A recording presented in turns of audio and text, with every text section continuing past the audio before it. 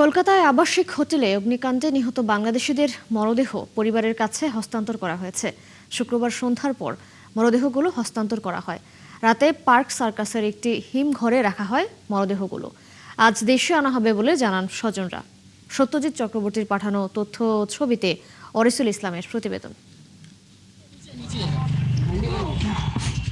কলকাতার নিউ মার্কেটে মির্জা গালিব স্ট্রিটের আবাসিক হোটেলে অগ্নিকাণ্ডের ঘটনায় নিহত বাংলাদেশিদের দেশে ফেরানোর প্রক্রিয়ায় ব্যস্ত স্বজনরা।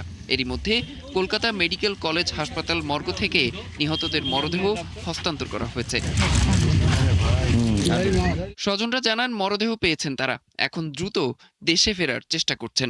4 জন যে একসাথে মারা গেছে ওদেরটা যাচ্ছে, তারপরে আলিমুজ্জামানেরটাও যাওয়ার সম্ভাবনা আছে, আমাদের বাবু আহমেদেরটা যাওয়ার সম্ভাবনা আছে, আরেকটা মহিলা ওনারটা সম্ভবত ভারতেই সৎকার হবে।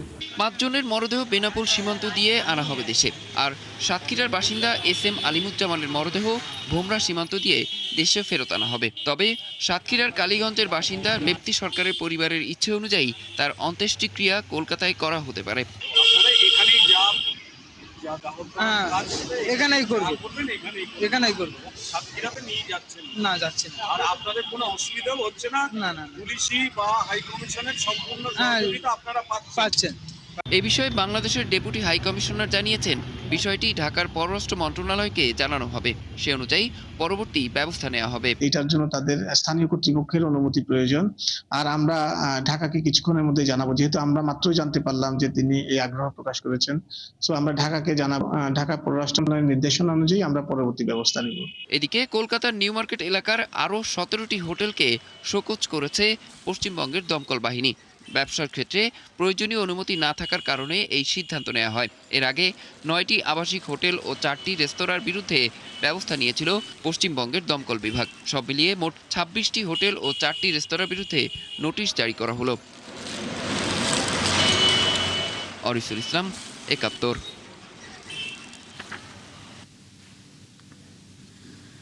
কুয়েতে ভিজিট ভিসা এবং দেশের বাইরে অবস্থানরত প্রবাসীদের ছুটির অনুমতিপত্রের স্বয়ংক্রিয় মেয়াদ বৃদ্ধির বিশেষ ব্যবস্থা আগামী 1 সেপ্টেম্বর থেকে আর কার্যকর থাকছে না। ফলে এরপর থেকে ভিসা ও ছুটির অনুমতিপত্রের ক্ষেত্রে আগের নির্ধারিত স্বাভাবিক আইন ও নিয়মই অনুসরণ করতে হবে প্রবাসীদের। দেশটিতে থাকা বিভিন্ন ধরনের ভিজিট ভিসার মেয়াদ শেষ হওয়ার পর আর স্বয়ংক্রিয়ভাবে অতিরিক্ত সময় বাড়ানো হবে না। একইভাবে কুয়েতের বাইরে থাকা প্রবাসীদের জন্য সাময়িকভাবে ছুটির মেয়াদ 3 মাস বাড়ানো হয়েছিল। আগামী 1 সেপ্টেম্বর থেকে এই সুবিধাও বন্ধ হয়ে যাবে জানিয়েছে কুয়েতের স্বরাষ্ট্র মন্ত্রণালয়। বর্তমান পরিস্থিতি যুদ্ধ শেষ করার উপযুক্ত সময় বলে মন্তব্য করেছেন ইরানের প্রেসিডেন্ট মাসুদ পেজেশকিয়ান। 18 জুন যুক্তরাষ্ট্রের সঙ্গে তেহরানের স্বাক্ষরিত চুক্তির পক্ষে সাফাই গেয়ে শুক্রবার তিনি একথা বলেন। পেজেশকিয়ান বলেন, আলোচনার মাধ্যমে যা অর্জিত হয়েছিল তা একটি বড় সাফল্য। তবে এই চুক্তির অর্থ এই ছিল না যে নতুন করে কোনো আক্রমণ হলে তেহরান তা মেনে নেবে। ইরান কোনো অবস্থাতেই হুমকির কাছে মাথা নত করবে না। শেষ নিঃশ্বাস পর্যন্ত ইরানের মানুষ শত্রুদের বিরুদ্ধে রুখে দাঁড়াবে বলেও জানান দেশটির প্রেসিডেন্ট। পাকিস্তান ও কাতারের মধ্যস্থতায় গত 18 জুন ইরান ও যুক্তরাষ্ট্রের মধ্যে 14 দফার একটি সমঝোতা স্মারক স্বাক্ষরিত হয়। এতে যুদ্ধবিরতি এবং একটি চূড়ান্ত চুক্তিতে পৌঁছানোর জন্য 60 দিনের আলোচনার বিধান রাখা হয়েছিল। পরবর্তীতে তেহরান ওয়াশিংটনকে চুক্তি লঙ্ঘনের জন্য অভিযুক্ত করলেও পাকিস্তান ও কাতার দুই দেশের মধ্যে মধ্যস্থতা অব্যাহত রেখেছে। ইরানকে অর্থনৈতিকভাবে এক ঘরে করতে বড় ধরনের চাপ তৈরির ঘোষণা দিয়েছেন মার্কিন প্রেসিডেন্ট ডোনাল্ড ট্রাম্প। ইরানের সঙ্গে বাণিজ্য অর্থনৈতিক লেনদেন করা দেশগুলোকেও কঠোর নিষেধাজ্ঞার হুমকি দিয়েছেন তিনি। তবে বিশ্লেষকের মতে ইরানের গুরুত্বপূর্ণ বাণিজ্যিক অংশীদার চীন ও রাশিয়াকে চাপের মধ্যে আনা ট্রাম্পের জন্য সহজ হবে না। সৃষ্টি ঘটকের রিপোর্ট। গত মঙ্গলবার ট্রুথ সোশ্যালে দেয়া এক পোস্টে ট্রাম্প বলেন, ইরানের বিরুদ্ধে তার অভিযান হবে যে কোনো দেশের বিরুদ্ধে নেয়া সবচেয়ে কঠোর অর্থনৈতিক পদক্ষেপ। এ সময় ইরানকে মার্কিন নিষেধাজ্ঞা এড়িয়ে যেতে সহায়তা করা দেশগুলোকেও ভয়াবহ অর্থনৈতিক পরিণতি ভোগ করতে হবে বলেও হুঁশিয়ারি দেন তিনি। এমনকি তেল পাচার, অর্থ স্থানান্তর, নগদ অর্থ লেনদেন, মুদ্রা বিনিময় প্রতিষ্ঠান, জাহাজ নিবন্ধন এবং বিভিন্ন ভুয়া কোম্পানির মাধ্যমে ইরানের সঙ্গে বাণিজ্যের মতো কর্মকাণ্ডের কথা উল্লেখ করে সেগুলো থেকে বিরত থাকতেও কঠোর বার্তা দেন ট্রাম্প। এর আগে একই দিনে ইরানের গুরুত্বপূর্ণ আমদানি ও বাণিজ্যিক বাজারে প্রবেশের ক্ষেত্রে দীর্ঘদিন ধরে নির্ভরতার জায়গা হয়ে থাকা সংযুক্ত আরব আমিরাত তেহরানের সঙ্গে অনির্দিষ্টকালের জন্য বাণিজ্য বন্ধের ঘোষণা দেয়। দেশটির অভিযোগ, ইরানের সামরিক বাহিনী তাদের ভূখণ্ড লক্ষ্য করে দুটি ব্যালিস্টিক ক্ষেপণাস্ত্র ছুড়েছে। চীন ইরান বাণিজ্য বন্ধ করতে যুক্তরাষ্ট্রের যে কোনো পরিকল্পনাই বড় ধরনের বাধার মুখে পড়তে পারে। বিশ্লেষণধর্মী প্রতিষ্ঠান কেপলারের তথ্য অনুযায়ী 2025 সালে ইরান থেকে সমুদ্রপথে রপ্তানি হওয়া তেলের 80% কিনেছে চীন। তবে চীনের তেল শোধনাগারগুলোর ওপর নিষেধাজ্ঞা দেয়া কঠিন, কারণ এগুলোর বেশিরভাগই স্বাধীনভাবে পরিচালিত হয় এবং মার্কিন আর্থিক ব্যবস্থার উপর খুব বেশি নির্ভরশীল নয়। এছাড়া ইরানের অর্থ লেনদেন প্রক্রিয়াজাত করলে বড় চীনা ব্যাংকগুলোর ওপর নিষেধাজ্ঞা দেওয়ার হুমকি দিয়েছে ট্রাম্প। এতে চীন ক্ষতিগ্রস্ত হতে পারে। তবে একই সঙ্গে কূটনৈতিকভাবে সংবেদনশীল সময়ে বেইজিং পাল্টা পদক্ষেপও নিতে পারে। রাশিয়ার ক্ষেত্রে যুক্তরাষ্ট্রের জন্য পরিস্থিতি কিছুটা ভিন্ন। চীনের তুলনায় রাশিয়া ইরানের ছোট বাণিজ্যিক অংশীদার হলেও মস্কো ও তেহরান বহু বছর ধরে পশ্চিমা নিষেধাজ্ঞা এড়িয়ে গুরুত্বপূর্ণ বাণিজ্যিক ও সামরিক সম্পর্ক গড়ে তুলেছে। 2025 সালের জানুয়ারিতে ব্যাপক নিষেধাজ্ঞার মধ্যে থাকা দুই দেশ 20 বছরের একটি অংশীদারিত্ব চুক্তি করে। রাশিয়ার জ্বালানি মন্ত্রী সের্গেই সিভিলেভের তথ্য অনুযায়ী এর ফলে 2025 সালের প্রথম 11 মাসে দুই দেশের বাণিজ্যের পরিমাণ বেড়ে $480 কোটি দাঁড়ায়। নিষেধাজ্ঞার আওতায় থাকা তেলের পাশাপাশি রাশিয়া ও ইরান কাস্পিয়ান সাগর দিয়ে অস্ত্র ও সামরিক সরঞ্জামও আদান প্রদান করেছে বলে বিভিন্ন প্রতিবেদনে বলা হয়েছে। যদিও রাশিয়ার ওপর এরই মধ্যে ব্যাপক অর্থনৈতিক নিষেধাজ্ঞা আরোপ করে রেখেছে যুক্তরাষ্ট্র। রাশিয়া, চীন, ভারত, ব্রাজিল সহ বিশ্বের কয়েকটি শক্তিশালী দেশকে নিয়ে গঠিত ব্রিক্স জোটের সদস্য ইরান নতুন আর্থিক সুযোগ তৈরিতে জোটটির সদস্য হিসেবে নিজের অবস্থান কাজে লাগানোর চেষ্টা করছে তেহরান। সৃষ্টি ঘটক, ৭১। দর্শক, সংবাদের শুরুতেই যেমনটি বলছিলাম, কলকাতায় আবাসিক হোটেলে অগ্নিকাণ্ডে নিহত বাংলাদেশিদের মরদেহগুলো আজ দেশে আনা হবে। এই বিষয়ে আরো তথ্য জানাতে যুক্ত হচ্ছেন সহকর্মী সত্যজিৎ চক্রবর্তী। সত্যজিৎ, এখন কি পরিস্থিতি দেখছেন সেখানে? মরদেহ কখন নাগাদ দেশে ফিরতে পারে জানাবেন। সকাল ভারতীয় সময় সকাল 10টা নাগাদ কিন্তু পার্ক সার্কাসের যে হিমঘর আছে সেই হিমঘর থেকে দেহগুলো বার করা হবে।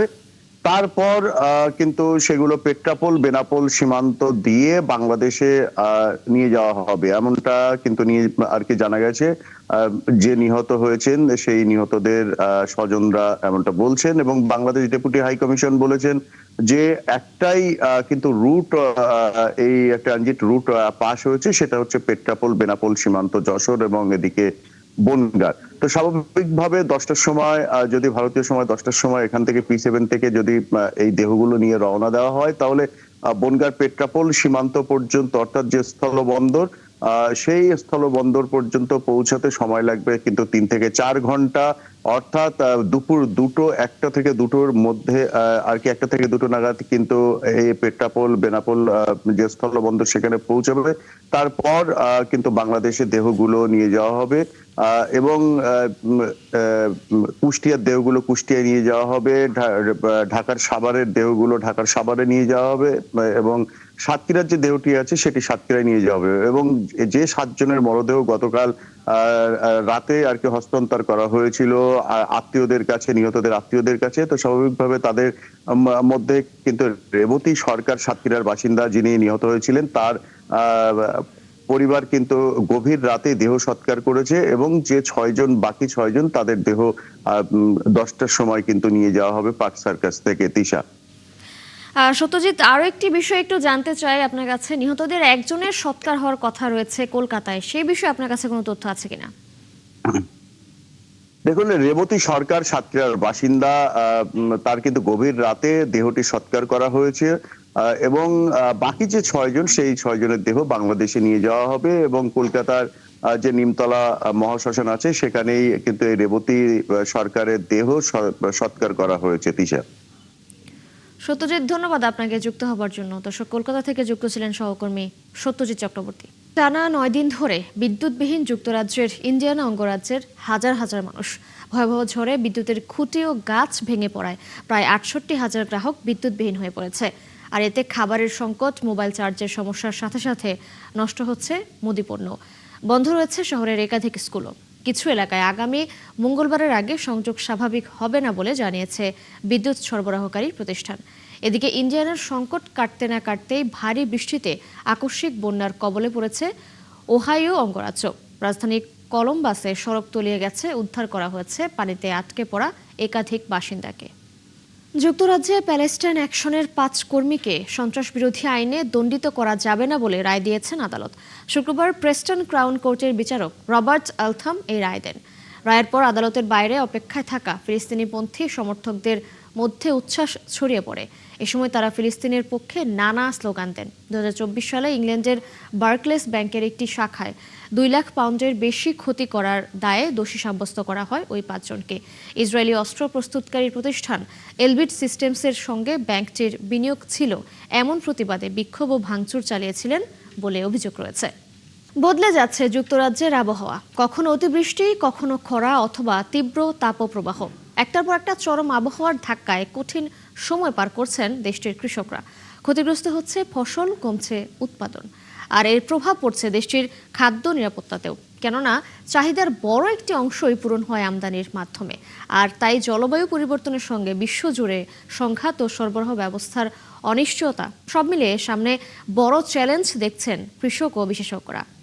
দর্শক আরও জানাচ্ছেন চৈতি সরওয়ার। কেমব্রিজশায়ারের এই মাঠে থাকার কথা ছিল সবুজ ঘাস আর পরিপক্ক ফসল, কিন্তু দীর্ঘদিনের তীব্র গরম ও বৃষ্টির ঘাটতিতে শুকিয়ে গেছে জমি। স্বাভাবিক সময়ে যে ঘাস দিয়ে ভেড়ার খাবার জোগাতেন কৃষক জন ফ্র্যাঙ্কলিন, এখন সেই খাবারও ফুরিয়ে আসছে।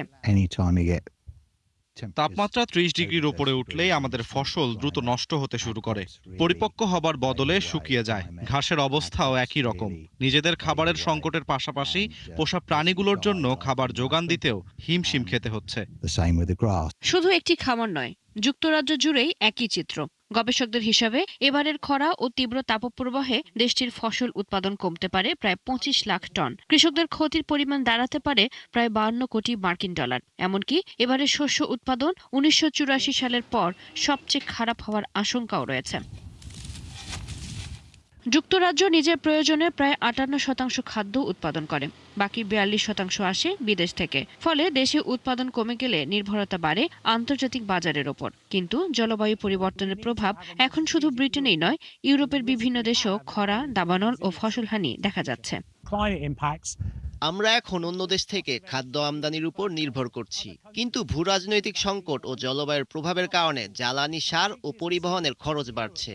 আবার অনেক দেশ নিজেদের খাদ্য নিশ্চিত করতে ব্যস্ত, ফলে রপ্তানি করতে চাইছে না। ইউরোপ জুড়ে দাবানল ও বৃষ্টির ঘাটতিও দেখা যাচ্ছে।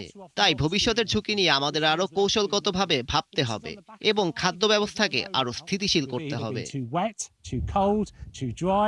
যুক্তরাজ্য কৃষিতে এই পরিবর্তন শুধু মাঠের ফসলের হিসাব বদলে দিচ্ছে না, বদলে দিচ্ছে পুরো খাদ্য ব্যবস্থার চিত্র।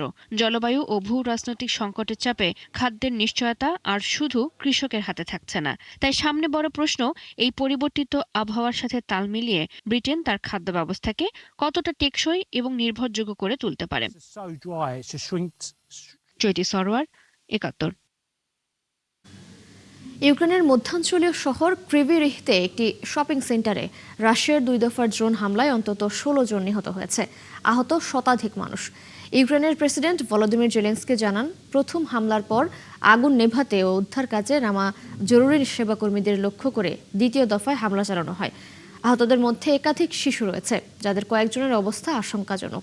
ধ্বংসস্তূপে এখনও নিখোঁজদের খোঁজ চলছে। এই ঘটনার পর আন্তর্জাতিক মিত্রদের কাছে আরও আকাশ প্রতিরক্ষা ব্যবস্থা ও রাশিয়ার বিরুদ্ধে কঠোর নিষেধাজ্ঞার আহ্বান জানিয়েছে ইউক্রেন। চীনের বেইজিংয়ে শুরু হয়েছে ওয়ার্ল্ড রোবট কনফারেন্স 2026।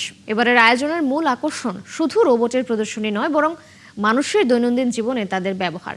23 আগস্ট পর্যন্ত চলা এই আয়োজনে হাজির হয়েছে 300-রও বেশি প্রতিষ্ঠান। আর প্রদর্শনীতে দেখা মিলছে 2000-এরও বেশি রোবট ও প্রযুক্তি পণ্যের। আরও জানাচ্ছেন দেওয়ান মুবাশশির হোসেন। ফুটবল মাঠে এবার প্রতিপক্ষ মানুষ নয়, রোবট। বেইজিংয়ের ওয়ার্ল্ড রোবট কনফারেন্সে দর্শনার্থীদের সঙ্গে ফুটবল খেলছে হিউম্যানয়েড রোবট। কেউ নাচছে, কেউ বক্সিং করছে, আবার কেউ দর্শনার্থীদের অঙ্গভঙ্গি হুবহু নকল করছে। শিশুদের সঙ্গেও বেশ বন্ধুত্ব জমিয়েছে রোবটরা। কোথাও রোবট কুকুরের নাচ, কোথাও আবার 2 রোবটের বিয়ে। সব মিলিয়ে প্রযুক্তির প্রদর্শনী যেন হয়ে উঠেছে ভবিষ্যতের এক মজার শহর। এখানে খুবই মজার সব রোবট দেখছি, প্রায় মানুষের মতো দেখতে, নানা ধরনের কাজও করতে পারে। শুধু নাচ গান নয়, বাস্তব কাজেও রোবটের সক্ষমতা দেখানো হচ্ছে এই আয়োজনে।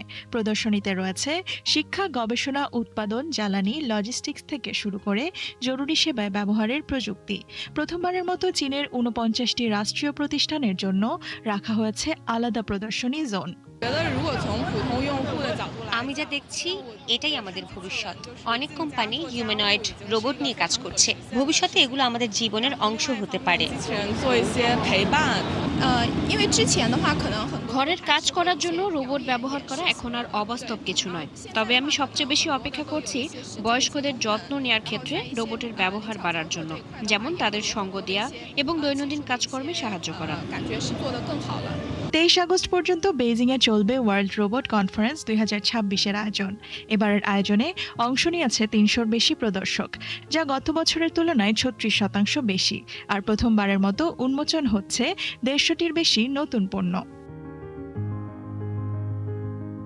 বেইজিংয়ের এই প্রদর্শনী যেন ভবিষ্যতেরই এক ঝলক, যেখানে মানুষের পাশে, মানুষের কাজেই আরও বড় ভূমিকা নিতে প্রস্তুত রোবট। দাওয়ান মুবাশশিরা হোসেন, 71। দর্শক, এই ছিল এখনকার আয়োজনে। বিশ্বের নতুন নতুন খবর ও বিশ্লেষণ নিয়ে পরবর্তী বিশ্বযোগ আবারও হাজির হবে দুপুর 1টায়। সরাসরি সংবাদ অনুষ্ঠান দেখতে চোখ রাখুন 71-এর ফেসবুক পেজে এবং সাবস্ক্রাইব করুন 71-এর ইউটিউব চ্যানেল। থাকুন 71-এর সাথেই।